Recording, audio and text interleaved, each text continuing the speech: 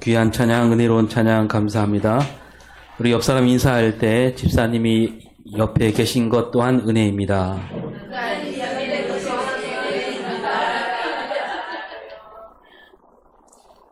미국 대통령 선거에서 도널드 트럼프가 이겼습니다. 이로써 트럼프는 45대 대통령이었다가 다시 47대 대통령이 되었지요. 미국 대통령제는 4년 중임제, 4년하고 한 번 더 나올 수 있는 그런 제도입니다. 2번 할 수 있습니다. 대통령으로 뽑힌 다음에 4년을 마친 뒤 다시 한번 대통령 선거에 나올 수 있지요. 그래서 8년 동안 대통령을 지낸 사람들이 많았는데 이를테면 빌 클린턴, 조지 부시, 버락 오바마 이런 사람들은 4년 대통령을 지내고 끝나고 다시 나와서 8년짜리 대통령이 되었습니다. 그래서 빌 클린턴은 미국 42대, 조지 부시는 43대, 버락 오바마는 44대. 그런 다음에 이제 도널드 트럼프가 45대 대통령이 되었지만 4년밖에 못했지요. 46대에는 조 바이든이 되었고, 이 조 바이든도 나이가 많아서 그런지 4년 마치고 더 나오지 않았습니다. 물러났습니다. 대통령 후보 자리도 카멀라 해리스에게 물려주지요. 다들 이제 해리스가 이기지 않을까. 왜냐하면 다시 나와서 한번 건너뛰어서 나오는 게 되기가 쉽지 않거든요. 근데 미국은 다시 이 도널드 트럼프를 대통령으로 뽑았습니다. 이렇게 한 달이 건너서 대통령이 된 사람은 미국 역사에서 트럼프 말고 딱 한 사람 더 있었는데 22대를 지내고 24대 대통령을 지낸 그로버 클리블랜드라고 합니다. 제가 미국 대통령 역사를 다 깨는 건 아니고 한번 찾아봤는데요. 하여튼 이번에 이 미국은 다시 이 도널드 트럼프를 대통령 자리에 앉히게 되었는데요. 미국은 왜 이 사람을 또 대통령으로 뽑았을까 생각해 보았습니다. 여러 가지가 있겠지만 이 트럼프가 내세우는 정책 가운데 이런 게 있습니다. 2가지만 보면 하나는 이 불법 이민자들이 이제 들어오지 못하도록 하겠다는 정책이죠. 절차를 밟지 않고 들어오는 이민자들을 절대로 들여보내지 않겠다. 그리고 벌써 들어온 사람이 있다면 차단해서 쫓아내겠다. 그거고 또 하나는 무역 정책인데 수입품에 대해서 다른 나라에서 들어오는 그 수입품에 대해서 거기다가 관세를 아주 높게 붙여갖고 미국 사람들이 그 수입품보다는 자기 나라 상품을 사도록 만드는 정책을 펴는 사람이 이 도널드 트럼프입니다. 그래서 이 2가지 정책만 보더라도 트럼프가 어떤 대통령인가 딱 보이는 거고 미국 사람들은 그런 대통령을 뽑은 겁니다. 그러니까 미국은 이제 다른 나라에게 퍼주는 나라가 아니다. 우리 그거부터 챙기자 그겁니다. 세계를 걱정할 때가 아니라 우리부터 잘 되고 보자. 근데 미국은 여러분 알다시피 부자 나라거든요. 미국 1년 예산이 얼마일까요? 우리나라 1년 예산이 700조 정도 됩니다. 우리 돈으로.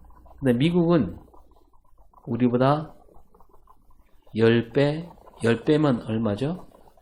7천조잖아요. 10배 넘습니다. 9천조도 넘었어요. 조 다음이 뭡니까? 조 다음에. 경이죠, 경. 미국 1년 예산이 1경을 넘습니다. 1인당 국민소득 83,000달러, 우리 돈으로 하면 1억이 넘고요. 그러니까 미국 국민 한 사람이 1년에 버는 돈이 1억이 넘는다 이거죠. 그런데도 지금 미국은 더 부자가 되겠다. 남이야 굶주림에 죽어가든 말든 전쟁으로 죽든 말든 우리는 지금보다 더 큰 부자가 되고 싶다. 이런 마음이 지금 대통령 선거에 나타난 겁니다. 그렇다고 해서 미국 사람들 모두가 부자는 아니지요. 그 정책을 펴게 되면 돈이 있는 사람은 더 많이 벌게 되고요. 없는 사람은 더 쪼들리는 그런 일이 이렇게 자꾸 돌고 도는 나라가 미국입니다. 저 미국이라는 나라는 하나님보다는 돈을 섬기는 나라 이렇게 봐도 틀리지 않습니다. 돈 되는 일이라면 무슨 일이든 하는 나라가 미국이죠. 우리 대한민국에도 그런 미국을 좋아하는 사람이 많지요. 그런 사람들이 지금 정권을 잡았고 그래서 미국을 따라가지 않을까 해서 참 걱정입니다. 사실 온 세계가 지금 미국과 똑같은 길을 가려고 하지요. 예수 믿는 사람이 많은 저 서양 나라들이 죄다 자기부터 챙기는 그런 나라로 돌아서고 있습니다. 그걸 보더라도 사람들 욕심이 끝이 없다는 겁니다. 그래서 그리스도인으로서 예수 믿는 사람으로서 이런 세상 속에서 올바른 믿음을 지키며 살기가 참 어려운 시절입니다. 우리는 이런 때에 우리 신앙을 어떻게 지켜야 될까? 오늘 우리가 읽은 말씀에 보면 미국과 같은 나라가 나오고요. 또 그런 비슷한 시대가 있습니다. 모든 사람이 자기 욕심에 눈이 어두운 그런 시대, 그런 시대를 보여주고 그런 시대에 우리는 하나님을 믿는 믿음을 어떻게 지켜야 되는가? 그 이야기를 우리에게 들려주고 있습니다. 자, 그러면 오늘 나오는 말씀에 미국과 같은 그런 나라는 어떤 나라일까요? 어떤 나라가 나올까? 북이스라엘입니다. 여러 차례 말씀드렸지만 이스라엘은 둘로 갈라지죠. 솔로몬이 죽고 그 아들 르호보암이 왕이 되었을 때 남유다 왕국과 북이스라엘 왕국으로 갈라집니다. 이스라엘 12지파 가운데 유다 지파와 베냐민 지파는 남유다 왕국이 되고 나머지 10지파는 북이스라엘이 됩니다. 그런데 이 남유다 왕국을 보면 그 왕을 세우는데 대를 이어서 왕을 세우지요. 르호보암 뒤를 이어 그러니까 솔로몬 뒤를 이어서 르호보암이 왕이 되고 르호보암 뒤를 이어서 그 아들이 왕이 되고 중간에 약간 우여곡절이 있긴 했지만 망할 때까지 계속 그 흐름을 끝까지 이어갑니다. 하지만 남유다 왕국도 문제가 많긴 했지만 북이스라엘은 아주 엉망이었습니다. 서로 죽고 죽이며 왕이 되려고 하는 나라가 북이스라엘입니다. 말하자면 반란이 끊임없이 이어집니다. 이 북이스라엘 첫 번째 왕이 여로보암인데 여로보암이 왕이 될 때 그 아이야 선지자가 하는 말에 귀를 기울이긴 했지요. 그 아이야 선지자가 말하기를 당신도 다윗과 같은 훌륭한 왕이 되라고 하나님께서 말씀하셨다라고 했습니다. 그러나 왕이 되자마자 악한 일로 빠져들게 되지요. 또 이 여로보암이 죽은 다음에 그 아들 나답이 왕이 되긴 했는데 그때부터 이제 반란이 시작됩니다. 바하사라는 사람이 반란을 일으키고 그 나답을 죽이고 바하사가 왕이 되고 또 이 바하사 뒤를 이어서 그 아들 왕이 되긴 했는데 다시 또 반란이 일어나죠. 시므리라는 사람이 반란을 일으켜 엘라를 죽이고 자기가 왕이 됩니다. 왕이 되긴 했지만 백성들이 따르지 않으니까 7일 만에 스스로 목숨을 끊었습니다. 그 다음이 오므리 왕입니다. 오므리도 군대를 앞세워 왕이 되지요. 그리고 이 오므리 왕은 왕궁을 옮깁니다. 세멜이라는 사람 땅을 사서 거기에 성을 짓고 그 세멜 이름을 따서 사마리아라고 부르게 되지요. 이 오므리 왕은 반란으로 일으키긴 했지만 또 나라를 튼튼하게 세우긴 합니다. 그러나 하나님은 그에게 이렇게 말씀하시죠. 열왕기상 16장 25절을 볼까요? 우리가 여호와 보시기에 악을 행하되 그 전에 모든 사람보다 더욱 악하게 행하여. 이 오므리까지 북이스라엘 왕이 5왕이었습니다. 그 5왕들도 악하기로 둘째가름 서러운데 이 오므리 왕은 그런 왕들보다 더 악한 왕이었다. 그 까닭은 이 오므리가 피 흘림 위에 왕이 되었고 그 다음에 한 가지 더 아까 말한 그 세멜이라는 사람 땅을 샀지요. 그 피를 많이 흘리게 된 거 이것도 하나님 뜻이 아니었고 땅을 사고 파는 것도 하나님 뜻이 아닙니다. 오므리는 처음부터 하나님 뜻을 거슬러서 왕이 된 거죠. 피 흘리는 일과 땅을 사고 파는 일. 그걸로 시작한 겁니다. 그 피 흘리는 일은 앞에 왕들도 그에 못지 않았습니다. 근데 거기에다 땅을 자기 마음대로 샀다는 거. 이게 왜 문제인가? 하나님은 이스라엘을 가나안 땅으로 들이시면서 그 백성들이 토지를 팔거나 사지 말아야 한다라고 말씀하셨습니다. 왜냐하면 땅은 누가 주신 것? 하나님 것이기 때문에 하나님이 처음 주신 대로 살아야 된다. 그러면서 땅을 팔거나 사지 말도록 하셨지요. 그래서 하나님은 그 백성들이 하나님께서 나눠주신 땅에서 그 땅을 일부어서 거기서 얻게 된 양식으로 만족을 누리며 살아가라 하셨습니다. 하나님은 그 땅을 나눠주실 때도 그들에게 알맞게 나눠주셨지요. 더하거나 덜하지 않도록 해주셨습니다. 그런데 이 땅을 사거나 판다, 이거는 더 많이 가지려는 욕심이 생겼다는 뜻입니다. 그 많은 사람이 그렇게 더 많이 가지는 욕심 앞에 무너지기 쉽기 때문에 하나님은 땅을 사고 팔지 말라 그랬던 거죠. 이 땅을 사고 파는 일이 죄악을 불러오는 씨앗이 되는 겁니다. 이 땅을 사고 팔게 되므로 이스라엘의 온갖 욕심이 막 넘쳐 흐르게 되는 거죠. 따라서 이 오므리는 이 왕으로서 이스라엘 모든 백성에게 그런 헛된 욕심을 불러일으키는 왕이 되었다는 겁니다. 그래서 이런 뜻에서 오므리는 그 이전 왕들보다 가장 악한 짓을 저지른 왕이다라는 거죠. 이 오므리는 백성들을 하여 욕심의 눈이 어둡게 만들고 자기가 다스리기 쉬운 나라로 만들고자 했던 겁니다. 백성들은 오므리 왕이 땅을 사는 것을 보고 아, 우리도 저래도 되는구나. 저마다 자기들도 더 많은 물질을 얻고자 힘을 키워서 땅을 사기도 하고 팔기도 하고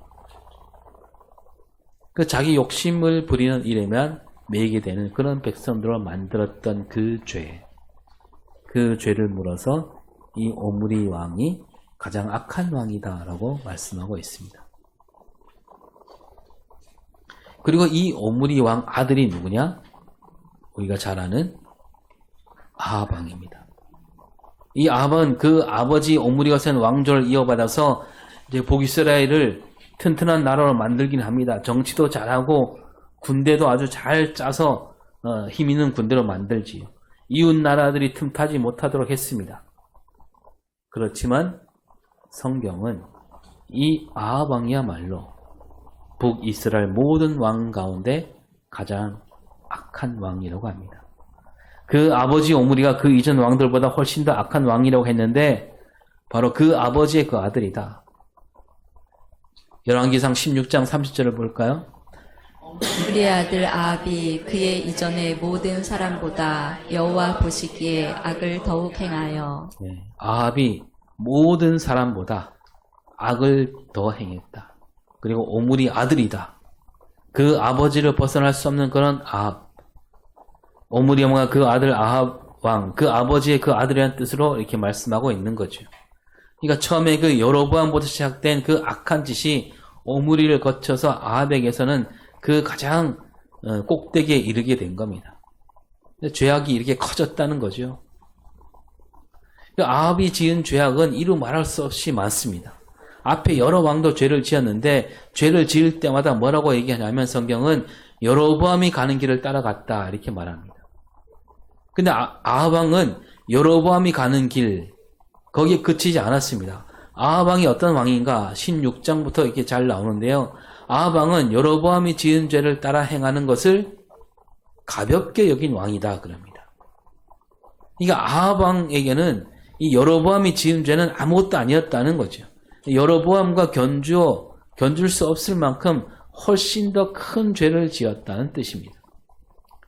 그래서 아합 왕 얘기가 여러 장에 걸쳐서 나옵니다. 이 여로보암이 지은 죄가 그 씨가 세월이 지나면서 이제 사람들 몸에 익어버린 거죠. 처음에 여로보암이 죄를 지을 때는 이래도 될까라고 죄를 짓게 됩니다. 근데 한번 죄를 짓고 나면 그 다음부터는 조금 더 뻔뻔스러워지지 않습니까? 이래도 되네? 이래도 내가 뭐 큰 지장이 없네? 사람들이 뭐 그렇게 욕하지 않네? 그러다 더 시간이 흐르게 되면 아주 아무렇지도 않게 그런 일을 하게 되는 거죠.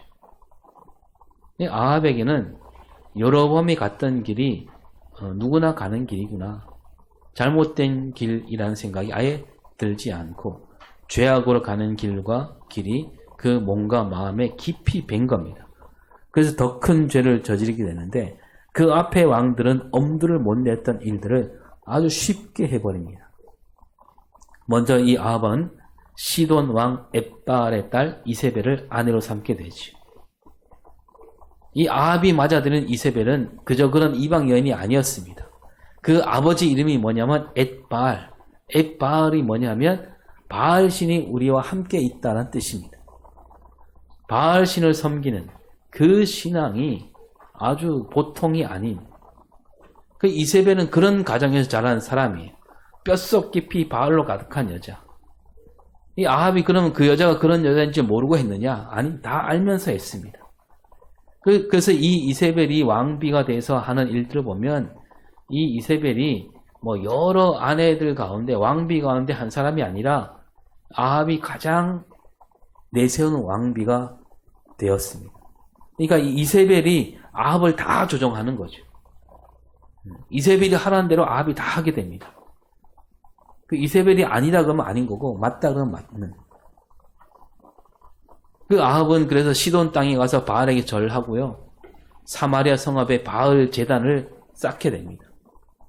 바알 신도 모자라 아세라상까지 만들었습니다. 그래서 성경에서 이렇게 말씀하죠. 16장 33절에 또 아세라상을 만들었으니 그는 이전에 이스라엘 모든 왕보다 심히 이스라엘 하나님 여호와를 노하시게 하였더라. 네. 아세라상까지 만들었으니 하나님이 어떻게 노하셨다고요? 심히 노하셨습니다. 그 이전 왕들도 하나님을 노하도록 만들었지만 아합은 심히 노하게 만든 겁니다. 하나님을 따르지 않고 자기 부인 이세벨을 하는 말대로 따른 겁니다. 저 앞에 여로보암은 금송아지를 만들어 놓고 그 금송아지가 애굽에서 자기를 이끈 하나님이다 라고 했는데 아합은 바알과 아세라 그 신이 자기들을 애굽에서 이끈 하나님이라고 여긴 겁니다. 왜 그렇게 얘기했을까요? 그 시돈이라는 나라가 큰 부자 나라거든요. 우리도 그 바알과 아세를 섬기면 우리도 부자 나라가 되겠다. 이러한 아합을 보시면서 하나님이 크게 심히 노하신 겁니다. 그리고 이제 이런 시대에 바로 누가 나오냐? 엘리야가 나오는 겁니다. 엘리야 선지자가 아합 왕 시대에 어떤 일을 했는가 이렇게 잘 보여주고 있는데 이 아합 왕이 나라를 엉망으로 만들고 있는 그때 하나님이 바로 엘리야 선지자를 보내주신 거죠. 그러니까 뭐냐면 성경은 이 아합 왕 얘기를 길게 하면서 그런 시대에 엘리야와 같은 선지자가 나올 수밖에 없는 시대다. 이걸 보여주고 있는 겁니다. 그래서 17장 1절을 볼까요? 닷에 연구하는 자 중에 디셉 사람 엘리야가 아합에게 말하되 내가 섬기는 이스라엘의 하나님 여호와께서 살아계심을 두고 맹세하노니 내 말이 없으면 수년 동안 비도 이슬도 내리지 아니하리라 하니라. 네, 먼저 이 엘리야가 어디에 사는 사람이었냐면 길르앗에 있었습니다. 길르앗, 사람들이 많이 모여 사는 곳이긴 합니다. 강이 있고 농사 지을 터가 많고 목축에 하기에 좋은 땅입니다. 이방 민족들과 이웃해 있는 곳이긴 하지만 거기는 이방 종교에 물들지 않는 곳이었지요. 어쩌면 엘리야 같은 사람이 거기 있었기에 그랬는지도 모르지요. 이 엘리야로 말미암아 길르앗은 하나님을 섬기는 신앙을 지켜내는 곳이다 이렇게 말할 수 있는데 오늘 말씀에서 엘리야가 디셉 사람이다 이렇게 말합니다. 그럼 디셉, 길르앗 사람이 아니고 길르앗에 살고 있긴 하지만 디셉 사람이다. 디셉이 어디냐? 성경에 나오지 않습니다. 디셉이 어디인지. 다른 여러 자료에도 디셉을 찾기 어렵습니다. 이 말은 뭐냐면 디셉 사람이다. 이 말은 엘리야가 어디서 온 사람인지 알 수 없다는 얘기죠. 어디에서 온 사람인지 알 수 없다. 이 말은 뭐냐 하면 다른 말로 하면 하나님만이 아신다는 얘기입니다. 그러니까 엘리야는 누가 보냈다? 하나님이 보내신 사람. 그리고 엘리야라는 이름 뜻은 여호와는 하나님이시다. 우리 하나님은 여호와뿐이다. 그런 뜻입니다. 그러니까 엘리야는 하나님께서 보내신 사람으로서 여호와가 우리 하나님이라는 것을 알리는 그 일을 하기 위해서 나타난 사람이란 겁니다. 그리고 엘리야가 아합에게 나타나자마자 외칩니다. 내가 섬기는 이스라엘의 하나님 여호와께서 살아계심을 두고 맹세한다. 엘리야가 아합에게 말하기를 우리가 섬기는 하나님 이렇게 말하지 않습니다. 내가 섬기는 하나님. 이 말 속에는 뭐냐? 나는 하나님을 섬기고 있는데 왜 당신은 하나님을 섬기지 않느냐? 더구나 그 하나님은 바로 우리 이스라엘의 하나님 여호와일진데 이스라엘을 다스리는 왕으로서 왜 이스라엘 하나님 여호와를 섬기지 않느냐 이겁니다. 그리고 하나님은 살아계시다. 이 말은 뭐냐? 아합이 들여온 바알과 아세라는 살아있지 않다는 거죠. 죽은 신이라는 겁니다. 아니 뭐 죽지도 않았죠. 처음부터 없었으니까. 살아계신 하나님을 섬기지 않고 아무 생명이 없는 바알과 아세라를 섬기고 있는 그 아합을 꾸짖고 있는 거죠. 그래서 이어서 말하기를 이제 앞으로 수년 동안 비도 없거니와 이슬도 내리지 아니하리라. 엘리야가 비를 내려달라 하기 전에는 이슬 한 방울도 내리지 않을 것이다. 그러니까 비를 내리신 분은 하나님이시고 그 하나님을 제대로 섬기는 사람이 하나님께 비를 달라 해야 비가 내리게 될 것이다 이겁니다. 이 바알과 아세라 신은요, 그 풍요신입니다. 사람들을 아주 그냥 부자로 만들어주겠다는 그런 신이에요. 근데 여러분 옛날에 부자가 되려면 어떻게 됩니까? 농사가 잘 돼야죠. 농사가 잘 되려면 비가 내려야죠. 그 엘리야가 그 비를 내리신 분이 하나님인데 왜 저런 바알과 아세라를 섬기고 있느냐? 이 아합에게 그렇게 말씀을 외치고 난 다음에 하나님이 엘리야에게 어디 잠시 숨어 있으라 그럽니다. 왜냐하면 아합이 엘리야를 가만두지 않을 것이기 때문이죠. 요단 앞 그리 시내까지 숨으라고 하시죠. 그래서 목이 마를 때는 그 시냇물을 마시고 배고플 때는 누가 갖다 줍니까? 까마귀들. 그래서 숨어서 지낼 곳과 먹고 마실 것을 마련해 주셨습니다. 하나님께서 이렇게 아주 작은 것까지 말씀하신 것은 엘리야가 지금 그 사람들과 싸우고 있기 때문이죠. 아합은 엘리야를 잡으려고 온 힘을 기울일 겁니다. 그리고 이 아합이 아내로 맞은 이세벨은 정말 무서운 여자입니다. 하나님이 그 모든 것을 아시기에 엘리야를 쉽게 찾지 못하도록 그렇게 일러주신 거죠. 엘리야는 그리시네거로 가게 되죠. 그 그리시네거 가니까 까마귀들이 아침과 저녁에 떡과 고기를 갖다 줍니다. 엘리야는 아무 어려움 없이 음식을 먹고 지낼 수 있게 됩니다. 여러분 까마귀가 음식을 물어준다. 뭐 그 자체도 놀라운 일인데 까마귀가 어떤 새입니까? 썩은 고기를 잘 먹는 새입니다. 썩은 고기를 좋아하잖아요. 그 부리가 어떨까요? 그 부리나 뭐 이 발톱이 온갖 병균이 있는 깨끗하지 않는 그 까마귀가 주는 음식을 먹는다. 쉽지 않지요. 또 까마귀는 먹성이 좋아서 눈에 보이는 대로 먹습니다. 그리고 까마귀는 길들이기 어려운 새라는 것이 노아 방주에서 나오지. 그런 까마귀를 들어서 하나님은 엘리야에게 먹을 것을 갖다 주십니다. 근데 엘리야는 그걸 먹고 아무 탈 없이 지냈고 또 까마귀도 그 음식을 탐내지 않고 엘리야에게 갖다 주었습니다. 하나님께서 그렇게 만드신 거죠. 왜냐하면 엘리야가 하나님 말씀을 그 시대에 올곧게 외치는 선지자니까. 너는 하나님 말씀을 외쳐라. 나는 너를 책임지겠다. 그런 뜻입니다. 그런데 이제 시간이 지나서 이스라엘 땅에 가뭄이 들어서 그리 시냇가도 마르게 됩니다. 가뭄이 드니까 까마귀도 시냇가 오지 않게 됐고요. 그때 하나님이 또 말씀하시기를 사르밧에 있는 과부집으로 가라 그럽니다. 하나님은 이렇게 하나하나 다 마련해 주시고 있는 거죠. 여기서 보면 우리가 성경을 읽어보면 엘리야가 그리 시내가가 말라갖고 막 목이 마르고 굶주렸다 이런 말이 없습니다. 이미 그러기 전에 하나님께서 다 마련하신 거죠. 엘리야가 하나님 이제 어떻게 하면 좋지요? 그렇게 여쭙지도 않았습니다.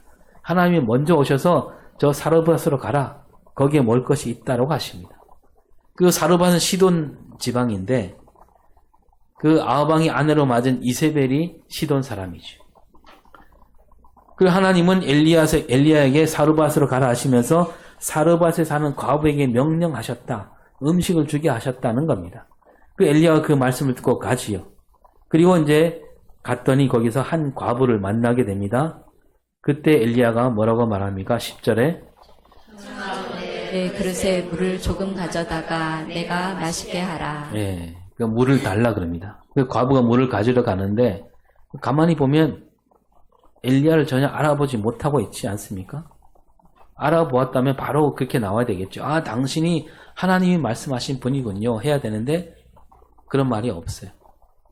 그러자 엘리야가 다시 불러 말합니다. 11절에 내 손에 떡 한 조각을 내게로 가져오라. 네. 그 과부에게 먹을 것을 달라 그럽니다. 12절 조금 뒤에 보겠지만 과부가 대답하기를 나는 당신에게 줄 음식이 없다. 근데 여러분 앞에서 하나님께서 과부에게 명령하셨다 그랬습니다. 뭐라고 명령하셨느냐? 엘리야에게 음식을 주라 명령하셨다 했습니다. 하지만 아무리 봐도 그 과부는 하나님 명령을 듣지 못한 것 같아요. 그러니까 과부가 들었다면 엘리야가 올 것을 생각해서 음식을 주려고 기다렸겠지요. 근데 이 과부는 그러지 않습니다. 엘리야가 과부에게 하나님 뜻을 일러준 다음에야 비로소 엘리야에게 먹을 것을 주게 되는데, 그럼 이 하나님께서 하신 말씀과 이 다르지 않느냐? 이게 어떻게 된 일일까요? 여기서 우리는 하나님이 하신 일을 보게 되는데, 하나님께서 사르밧 과에게 명령하셨다 이 말씀은 하나님께서 그 과부에게 엘리야가 말하게 될 때 들을 수 있는 마음을 주셨다는 얘기입니다. 그러니까 하나님께서 사르밧 과부에게 먼저 가셔갖고 이 과부로 하여 그냥 어쩔 수 없이 내가 명령하니까 엘리야에게 음식을 줘라 이렇게 일하신 분이 아니라는 겁니다. 하나님은 사르밧 과부로 하여 스스로 마음을 열게 하신다는 거예요. 엘리야도요 그 하나님 마음을 헤아리고 사르밧 과부에게 갔습니다. 그래서 사르밧 과부가 음식을 선뜻 내놓지 않는다고 해서 엘리야가 놀라거나 실망하지 않습니다. 엘리야도 그걸 알고 있는 거죠. 스스로 마음을 열고 먹을 것을 주겠지. 그런 믿음을 갖고 얘기하고 있는 겁니다. 하나님은 엘리야를 돌봐 주시면서 또 엘리야는 그 하나님 마음을 헤아리면서 하나님 마음과 엘리야 마음이 서로 맞아떨어지고 있는 것을 보게 되는 거죠. 겉으로 보기에는 하나님께서 엘리야에게 하신 말씀과 엘리야에게 벌어진 일이 서로 맞지 않는 것 아니냐라고 할 수 있는데, 그게 아니라 엘리야가 하나님께서 하신 말씀을 그대로 받아들이고, 그러니까 믿음으로 받아들이고 있다는 것을 보여주고 있는 거죠. 오늘 우리에게도 하나님께서 여러분 많은 복을 주신다고 말씀하셨잖아요. 우리가 어디를 가든지 보살펴 주시고 우리가 있어야 할 것을 마련해 주시겠다고 합니다. 그런데 여러분 정말 그렇습니까? 막상 우리 앞에 펼쳐진 것은 그렇게 만만치가 않습니다. 그래서 언뜻 보기에는 하나님이 주신 약속과 다르지 않은가 되물을 수가 있습니다. 여기에 우리가 무엇을 가져야 되느냐? 믿음이 있어야 되는 거죠. 하나님을 믿는, 하나님이 주신 말씀은 반드시 이루어진다. 하나님은 끝까지 우리를 돌보시고 지켜주신다는 그 믿음으로 나아갈 수 있어야 된다는 겁니다. 그러면 그 사르밧 과부와 같은 사람이 나타나서 우리를 하나님 뜻으로 도와주신다는 겁니다. 자, 그러면 12절에서 과부가 하는 말을 볼까요? 당신의 하나님 여호와께서 살아계심을 두고 맹세하노니 나는 떡이 없고 다만 통에 가루 한 움큼과 병에 기름 조금뿐이라. 내가 나뭇가지 둘을 주어다가 나와 내 아들을 위하여 음식을 만들어 먹고 그 후에는 죽으리라. 예.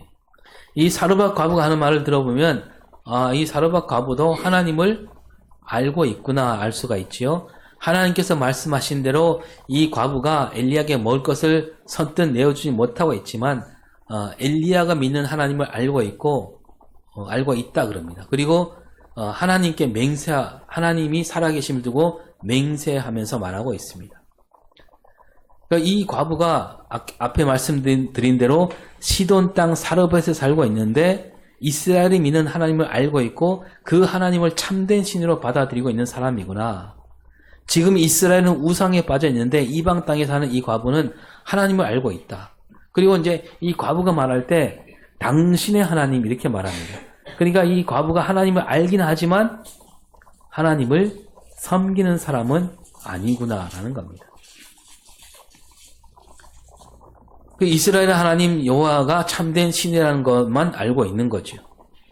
그러니까 이 여인이 이스라엘 하나님 여호와를 알고 있다라고 한다면 그 시돈 왕 엣바알의 딸 이세벨도 하나님을 알고 있다는 뜻이 되는 거고 그 이세벨은 그런 걸 잘 알면서도 바알과 아세를 들여다 놓은 겁니다. 그리고 저 아합 왕은 이름 없는 여인도 알고 있는 하나님을 그는 등지고 잘못된 길로 가고 있다는 것을 보여주고 있는 거죠. 그래서 여기서 보면 하나님 뜻은 누구에게로 이루어지는가?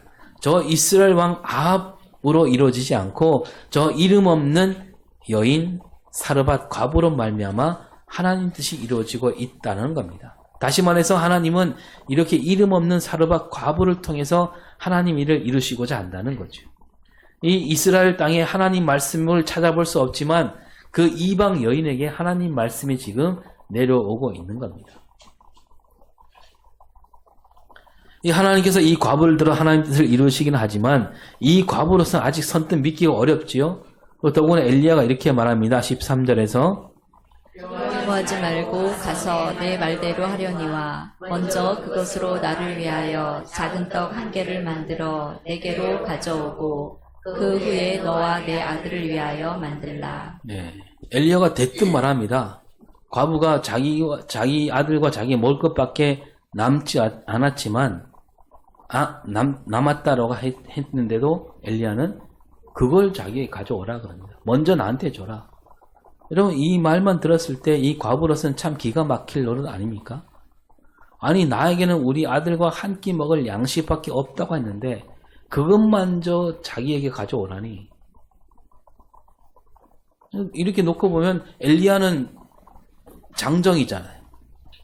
이 여자는 과부고 누가 더 오래 버틸 수 있습니까? 근데 그걸 자기에게 먼저 가져오라니 정말 믿을 수 없는 일이지. 그러니까 엘리야가 그 통을 붙잡고 가루가 들어있는 통을 붙잡고 기도해갖고 그 통에 가루가 가득하게 되고 병을 여러 개 가져오자 해서 거기다 기름을 채운 다음에 떡을 달라고 했다면 훨씬 쉽지 않았을까요? 근데 전혀 그렇게 하지 않고요. 지금 요만큼밖에 안 남았는데 자기한테 먼저 가져오라 그럽니다. 눈앞에는 가루 한 움큼밖에 없고 기름도 이제 바닥이 보입니다. 그런데 그걸로 자기한테 떡을 만들어 가져오라. 엘리야가 왜 그렇게 했을까요? 엘리야가 그 여인에게 믿음을 가르치고 있는 겁니다. 먼저 하나님 말씀대로 해라. 먼저 해라. 그게 믿음이다라는 겁니다. 그런 다음에 말씀하죠. 14절에 이스라엘의 하나님 여호와의 말씀이 나 여호와가 비를 지면에 내리는 날까지 그 통의 가루가 떨어지지 아니하고 그 병의 기름이 없어지지 아니하리라 하셨느니라. 네. 먼저 하면 하나님께서 그 통의 가루가 떨어지지 않게 하시고 기름도 없어지지 않게 하시리라. 그 엘리야가 이렇게 말하긴 했지만 사실 이 말도요 좀처럼 믿어지지 않는 말이지요. 왜냐하면 지금 눈앞에 가루가 많아지지 않았잖아요. 가루는 한 움큼밖에 없어요. 기름도 한 방울밖에 없습니다. 그리고 이 과부는 저 엘리야가 아무리 하나님께서 보내신 사람이라 할지라도 자기는 하나님을 섬기는 백성도 아니고 이스라엘 백성도 아니고 지금 어린 아들이 굶어 죽어 있는 마당에 그 말을 선뜻 따르기가 어렵습니다. 뭐 엘리야가 한 말대로 된다면야 더할 나위 없이 좋겠지만 그런 일은 생전 듣지도 보지도 못한 일입니다. 정말 그대로 하기 어렵지요. 그런데도 이 여인이 엘리야가 하라는 대로 하게 되지요. 왜냐하면 저 앞에 말씀드린 대로 하나님께서 이 여인 마음을 움직인 겁니다. 처음 보는 사람이었지만 왠지 모르게 그 말을 믿고 싶은 마음이 안에서 생겨난 거죠. 엘리야가 말한 대로 하자 통의 가루가 떨어지지 않고요. 그러니까 계속 한 움큼만 남는 거예요. 끝까지. 덜어내도 또 남고 또 남고. 병의 기름도 아무리 보도 계속 남아있고. 그리고 엘리야와 이 과부와 그 아들은 이제 먹을 것 걱정 없는 삶을 살게 됩니다. 그런 것을 봤을 때 이 사르밧 과부가 보여준 믿음이 정말 놀라운 믿음이죠. 그러나 어쨌든 이 과부는 그 믿음을 그대로 마음에 받았고 기꺼이 엘리야에게 떡을 만들어 주었습니다. 여러분 오늘 우리가 이 과부를 보면서 이 과부에게 일어난 일을 보면서 무엇을 생각해야 될까? 지금 세상은 온통 바알과 아세라 천지입니다. 그리고 지금 자기에게는 지금 양식이 없습니다. 그런 가운데 과부는 엘리야가 한 말을 그대로 따랐습니다. 그래서 그 가루가 떨어지지 않고 기름이 떨어지지 않았습니다. 이걸 보면서 우리는 어떻게 해야 되는가? 오늘 우리는 어떻게 살아야 되겠습니까? 나도 저렇게 하면 저 큰 복을 받을 수 있겠구나. 하나님께 주실 복을 얻으려면 교회를 더 잘 섬기고 어려운 사람을 도와줘야 된다. 그겁니까? 이 사르밧 과부가 보여준 믿음은 뭐 누가 뭐래도 놀라운 믿음이죠. 하나님을 믿기 어려운 시절 죽음이 눈앞에 있지만 엘리야가 한 말을 따른 믿음, 큰 믿음입니다. 그러나 여러분 그걸 보는 우리는 그보다 더 큰 믿음으로 나아갈 수 있어야 됩니다. 엘리야가 굳이 그 말을 하지 않더라도, 그러니까 내 말대로 하면 통에 가루가 떨어지지 않고 병에 기름이 없어지지 않는다, 이 말을 하지 않더라도 우리는 기꺼이 우리 것을 나눠주는 그런 믿음까지 나아가야 되지 않겠습니까? 그리 아니하실지라도 그런 믿음, 무화과 나무의 열매가 열리지 않더라도 하나님을 기뻐하는 믿음, 그런 믿음이 진짜 믿음이죠. 그리고 하나님께서 엘리야를 사르밧 과부에게 보내신 것은 엘리야만을 위한 일이 아니었다는 것을 보게 됩니다. 이 과부에게 아들이 하나 있습니다. 아직 어립니다. 과부로서 세상을 살아가기가 쉽지 않습니다. 더구나 가뭄이 들어서 먹을 것이 없습니다. 한 끼 먹을 수 있는 가루와 기름이 있을 뿐인 이 과부, 마지막으로 먹고 죽으려 하는, 그래서 그 시대가 얼마나 힘든 시절인지 보여주면서 이 아합과 이세벨로 말미암아 온 시대가 이렇게 어려움에 빠져 있다는 것을 보여주면서 하나님은 엘리야를 이 과부에게 보내셔서 가장 어렵게 사는 사람에게 보내셔서 그들을 돌보시고 있습니다. 하나님께서는 이렇게 늘 고아와 과부를 살펴야 한다라고 말씀하셨고, 그래서 야고보는 그것이 곧 경건이다, 믿음이다라고 말씀하고 있는 거죠. 오늘 우리는 저마다 자기부터 살겠다는 이 시대, 그 하나님 뜻을 받들어서 하나님 말씀을 굳게 믿고 그 믿음으로 세상을 아름답게 만들어갈 수 있어야 되겠습니다. 우리 주변의 사르밧 과부를 찾아가서 거기에 하나님 역사가 일어나게 하는 저와 여러분이 될 수 있기를 바랍니다. 기도하겠습니다. 하나님, 우리가 하나님을 믿되 모든 것 끝까지 믿는 믿음으로 사는 우리 삶이 되게 하여 주시옵소서. 무엇을 바라고 믿는 믿음이 아니라, 어떤 보상을 바라는 믿음이 아니라 온전한 믿음으로 나아가는